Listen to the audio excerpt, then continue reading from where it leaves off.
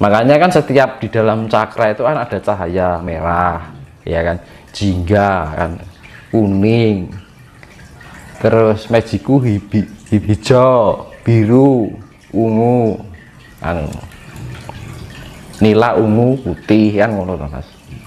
Nah, makanya kan ada level-levelnya. Mas, ya, ini terkait dengan meditasi. Ada statement yang mengatakan bahwa meditasi tidak boleh mencari ketenangan, karena kalau kita terlelap dalam ketenangan, jika dengar suara berisik akan menimbulkan kemarahan. Pandangan Mas Tinus bagaimana? Karena gini, mencari itu banyak jatuhnya karsa. Makanya kan yang namanya meditasi itu ketenangan yang ini, ya kan gini. Ini ya. Ini misalnya biar seimbang kita butuh apa? Ketenangan kan. Iya kan? Nah, kalau nggak tenang kan gini kan. Analoginya seperti itu. Ya kan loh. Nah, kita seperti membawa diri kita.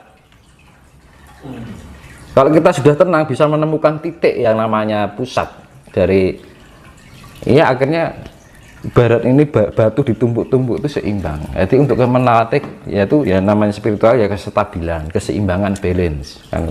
Kalau kita sudah untuk mencapai balance itu ketenangan dulu. Kalau sudah tenang kan balance, ya kan, seimbang. Karena di dalam kehidupan ini penuh dengan goyangan, vibrasi. Nah, vibrasi kita kan banyak kan. Dari faktornya kan banyak. Nah, untuk mencapai keseimbangan itu akhirnya apa? Tenang, seimbang, balance. Kalau sudah balance kan temukan kedamaian, Mas. Timbangan, Mas. Adil, keadilan. Iya kan? Kalau kita sudah menemukan keseimbangan kan terjadi keadilan di dalam diri kita. Nah, wis adil kan tentrem, Mas.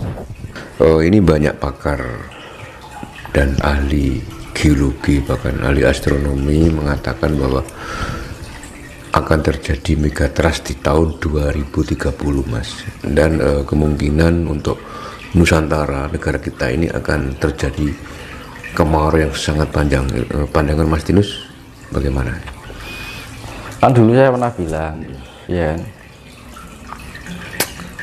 dulu ini kan aku bilang gini, jadi kayak ada pergeseran medan magnet, ya kan, antara kutub utara dan kutub selatan. Nah, ini nanti mempengaruhi goncangan air samudra, ya kan. Nah, pecahnya kutub es, nah itu mengakibatkan memanaskan global. Nah, itu butuh proses beberapa tahun untuk pemulihan kembali. Tapi kan di Jawa kan masih beruntung, kan gitu. Karena apa? Di Jawa termasuk Nusantara itu termasuk daerah yang berkelimpahan air, kan ngono lah.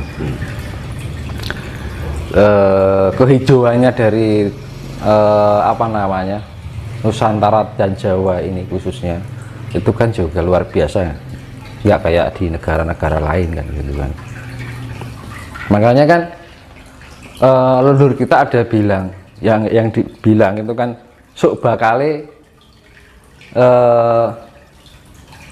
Cina Londo kari sak judu, Jawa kari separuh kan gitu. Ya itu diambil, yaitu tadi ibaratnya separuh itu kan 50%.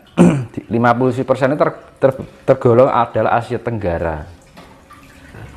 Nah, sak judu itu dalam arti 2%. Cina Londo kari sak judu itu 2%. Dan di kumulatif dunia 5% kan gitu. Makanya kan di dalam Baratayuda Jaya Binangun antara Kurawa dan Pandawa 5, Kurawa 100, perbandingannya adalah 5:100 kan gitu. Jadi ya ibaratnya 100 ya dari 5 gitu aja. 5% dari 100. Berarti intinya akan terjadi pengurangan manusia secara besar-besaran, Mas. Nah, makanya itu kan kita persiapkan sedini mungkin. Jangan terlalu berlarut-larut tergiur dalam kesenangan duniawi. Ya kesenangan duniawi memang mengenakkan, ya kan? Kita bisa ini, bisa itu, ya kan? Nah itu malah kita kalau terlalu keduniawian, akhirnya kita menjauhkan dari sifat rasa bersyukur, kan itu. Makanya kan ya lebih kita mengenal diri kita sendiri, karena zaman sekarang itu krisis identitas diri gitu. Akhirnya apa? Krisis kemanusiaan, ya kan? Wong dosa karepe dhewe nggak peduli yang itu akanlah merugikan apa buat orang lain atau enggak, yang penting untung. Nah, sekarang agak gitu lolo gue dangun, ya kan? Ibaratnya wong Jawa ki wis akeh sifating jalma menungso kang ngumbar angkara murka, mung butuh nuruti karep, ya kan? Mung butuh nuruti karep, ya kan? Jadi wis ora memberikan sifat yang wis ninggalake rasa sejati nih. Rasa sejati ini dalam sudah meninggalkan jati dirinya. Jati dirinya adalah sebenarnya adalah Tuhan itu sendiri yang ada di dalam diri kita. Makanya ketika kita menemukan jati diri kita, maka kita akan menemukan Tuhan yang ada di dalam diri kita, ya kan? Identitas diri kita adalah Tuhan sebenarnya. Makanya kan di dalam sesi jenar yo engson kang jumeneng ana ya Gusti kang jumeneng ana ning jiwa ragaku. Makanya diarani orang Jawa bilang manunggaling kawula lan Gusti. Itu sebenarnya itu.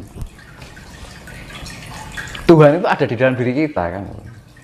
Tapi kita rasakan keberadaan Tuhan.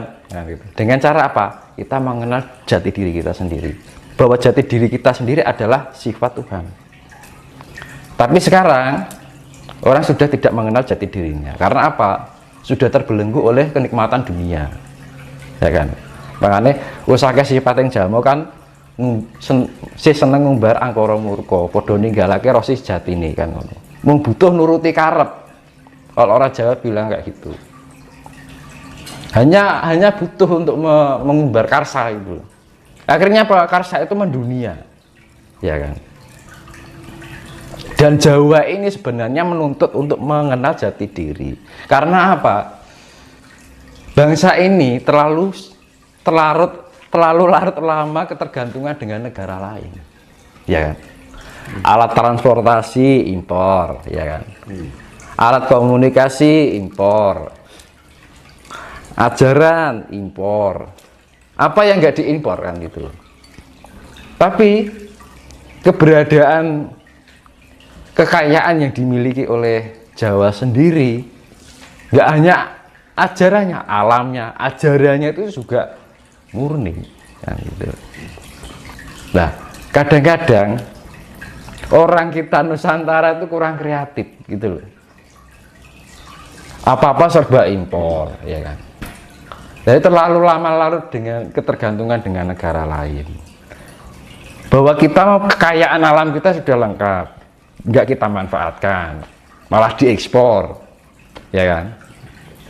Masalah obat-obatan, loh, yang ada di sini nggak ada di luar negeri, ya kan. Tapi orang sekarang mengimpor dari jamu obat-obatan kimia dari negeri lain, contohnya vaksin, lagi racun kan gitu kan.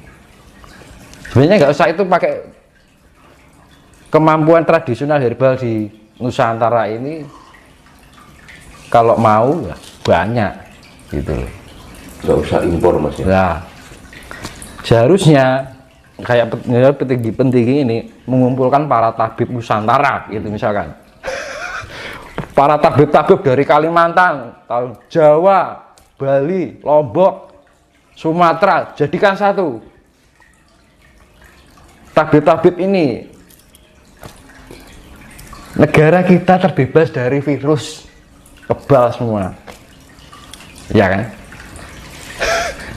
Orang luar negeri bikin virus apapun lepas, ya kan? Nggak mempan.